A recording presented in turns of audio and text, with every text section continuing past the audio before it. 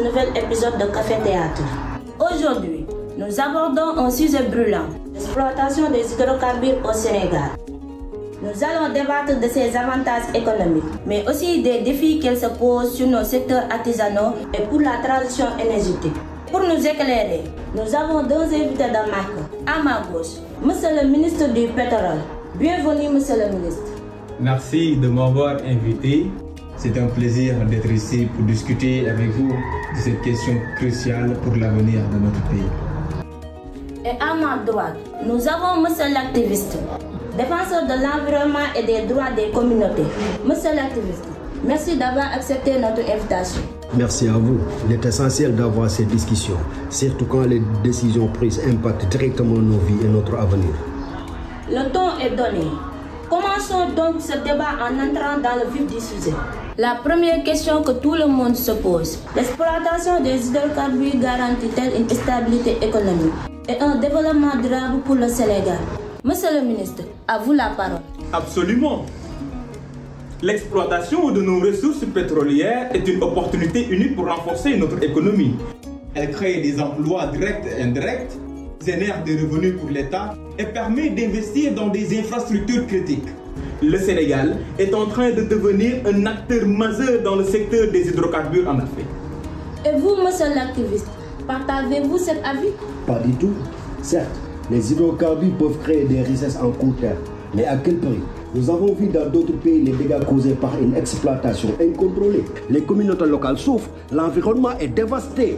Les secteurs traditionnels comme l'artisanat ou la pêche sont laissés à l'abandon. Est-ce vraiment un modèle de développement durable? Il est facile de critiquer, mais la réalité est que ces secteurs dont vous parlez peuvent bénéficier de l'essor économique lié au pétrole. L'État met en place des fonds pour diversifier l'économie et soutenir ces métiers. Des fonds qui n'arrivent jamais à ceux qui en ont vraiment besoin. Les artisans, les pêcheurs, ils n'ont pas accès à ces ressources. Vous parlez de développement. Mais pour qui? Pour les multinationales ou pour le peuple sénégalais? Le débat est lancé. Nous allons maintenant écouter ce qu'en pense le public.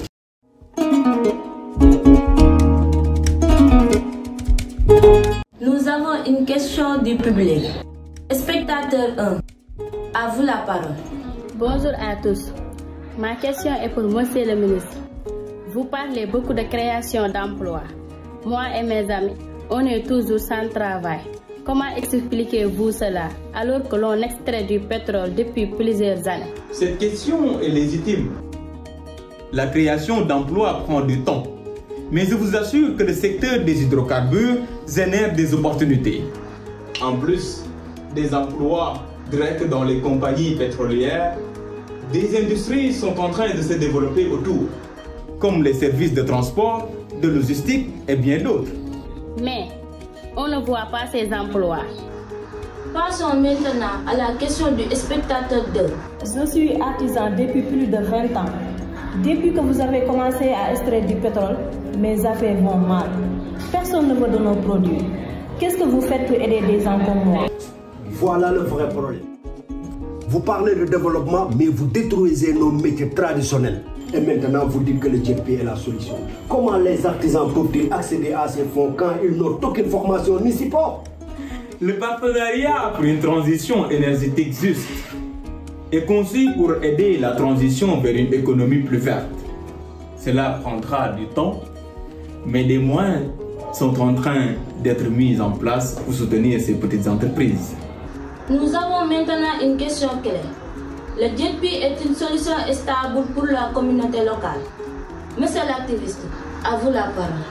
Le GP en théorie est une bonne idée, mais il faut s'assurer que cela profite vraiment aux communautés locales. Pour le moment, ce programme est inaccessible pour la plupart des Sénégalais.